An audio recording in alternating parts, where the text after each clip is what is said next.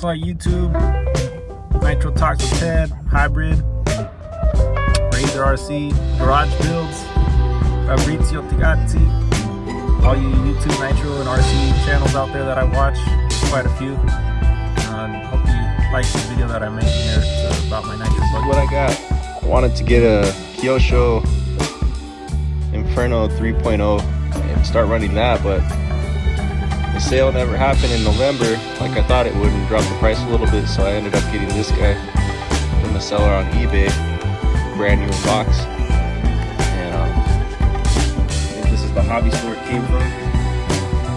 Turmoil Pro 1 that was out of Vermont, that hobby store, and they must have shut down or retired, and they selling their stock on eBay, so you can still get a few of these, not with the engine but also the RTR model. This car right here is I think it's well known for the people that used to run buggy back in like the 2005 2006 for being, from what I've read, like a tough buggy, and the specs on it are actually pretty good. That's why I bought it. I saw it and I read about it. I was like, wow, it's actually got some quality parts in it. Forward center of gravity chassis design with 775 T6 aluminum. Heavy duty solid aluminum parts for the shock towers and the steering arm, the steering plate and the radio tray. Also the torque stiffeners, they call them, for the chassis. All very thick aluminum, 5mm on the shock tower. Pretty nice looking tank too, with some cool innovative design from what I've seen. Comes with the fuel filter already on it. It's got the gaskets on the bottom that let it move around. And then these guys right here are, I don't know too much about shocks, but I keep learning from everybody on YouTube that I think we have some thick shock shafts. I'm not sure if that's standard these days, but 3.5mm, which they look pretty thick. They come with the shock boots already on them. The springs are a medium thickness, and the shock oil is, I have no idea, but I think from what Ted said, maybe 40 weight, 45. Some people are even running 500 from what I've seen. You know, so I'm gonna try out different things once I finally get all this parts that I need. It's got the CVD 45 degrees with shock boots on them, which to me that's really impressive. From what I've seen on a lot of buggies, they don't come with these shock boots, which I need to put that molly coat on there like Ted said, make it last longer. Then we got the pillow ball suspension, which when I was messing with the car, it felt pretty loose, so I tightened up each one of these screws right here, and then it felt too tight and it wasn't working right, so I looped back them off just till it had free play, or free movement without too much play. So that's a lot better. It has this one piece motor mount with the fins on it to keep the engine cool, which my understanding is could be a good thing or a bad thing, but the engine itself has fins on it, so I'm not too sure, but I do like it, the way it all puts together in there. Aluminum 3-shoe clutch, 775 as you can see, and I seen on eBay I can get a titanium 14 tooth for like 13 bucks right now, so I gotta jump on that.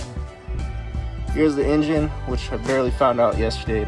Suspected already that it was a dynamite engine or made by force, but it's the 7-port, and it has that bladed conrod, which is really nice. I took it all apart and it was really clean in there.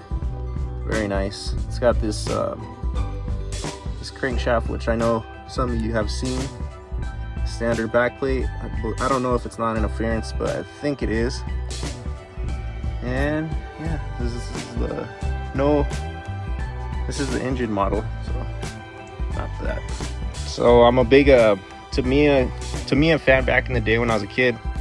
I had a Tamiya Nissan Skyline GTR, the TT01 chassis with the Calsonic livery. So I couldn't help it, since I was getting back into RC cars, to go with the Tamiya Calsonic paint, which is the brilliant blue, and I think it came out pretty nice. So this is the buggy from the front.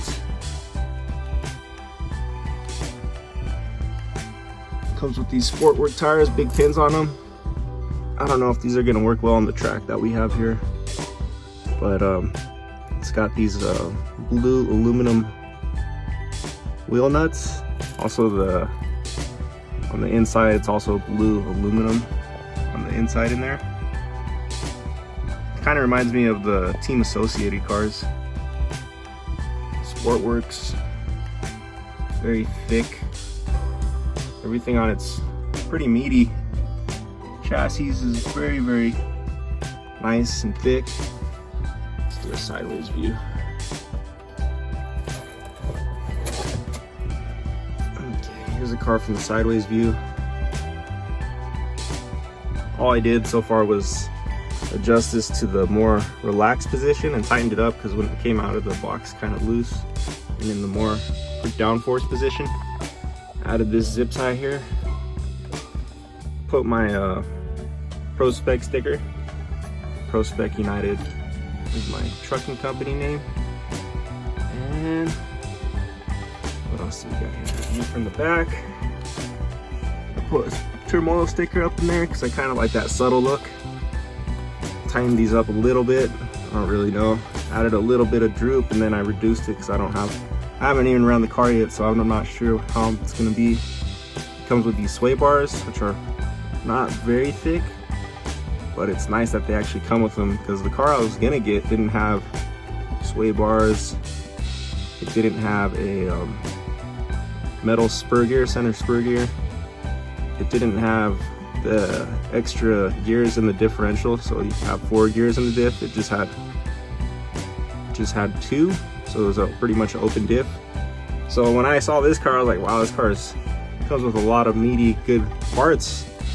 It's gonna be a good deal, so I jumped on it. It's pretty weighty, but I really, really like it so far. But it being from 2006, it's outdated, especially the support for it. So I'm thinking of buying another one from the seller to have a full set of spares. Another thing I did here, put some heat tape. I might add some more paint right here and Dremel it out from what Tagati showed me on YouTube. You Dremel these things out a little bit to give them a little bit of free play so that it's easier to get on and off and don't get wrecked in a crash. But I really enjoyed painting this thing. I think it came out amazing. I got a few more decals that I need to go pick up in the mail eventually, but yeah, this thing's so beautiful. Okay, set that there. Actually, put it down here. All right, here's the buggy.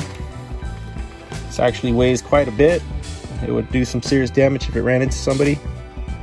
But it's, again, the pillow ball suspension, which I really like. I've never seen anything like this until I got this car, and then I was like, wow, pillow ball suspension, very cool. Adjustable turnbuckles, very thick. Those arms right there, low arms. Heavy duty servo saver, adjustable as well. When you turn this thing with your hand, it feels pretty dang solid. What else? These little collets, I believe they were called, right here.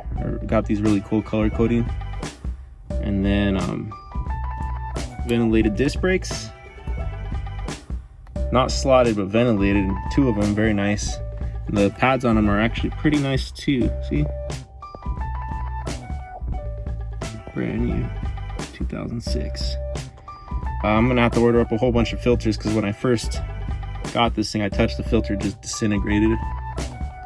And the battery tray box, it's waterproof.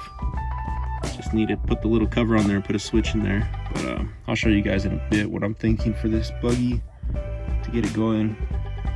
I did take the engine out and took it apart, like I said, and everything looked really good in there. The only thing I didn't like, which what can you do, is these backplate screws were a little bit, some of them were in a little bit of a dirty, rusty shape. Okay. Not too bad. Gave them a little wiping, cleaned them off a little bit. This exhaust, I don't think it's the best in the world, but it's also, for a guy like me, it's absolutely the best. It's awesome. Took it off, came off nice. The gasket here, I put some silicone oil on there and put it back on in. This right here is one thing that must be from the age, is oxidation on the high-speed needle. This buggy comes with a return spring already, as you can see here. It's got a nice little return spring, so I'll pull that, and it should return. Watch, there you go. I have to put some molly coat on that, and also this boot here. Molly coat on everything, right? Okay. This came out really nice, and it moves.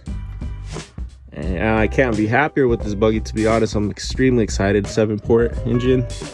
I'm gonna run it nice and rich until we get at least 4 quarts through it, and then I'll start putting that leaner race tune on it. So yeah, tell me guys what you think, and I'll show you here in a second the parts I want to order up for this thing, because yeah, it's got that perfect mesh on there too. I was checking it out. Let's see, perfect mesh. I put some Loctite on this screw here so that the bell housing doesn't come off. And yeah, I gotta order up a whole bunch of stuff and get this thing going. So let me show you guys what I'm gonna order for this thing.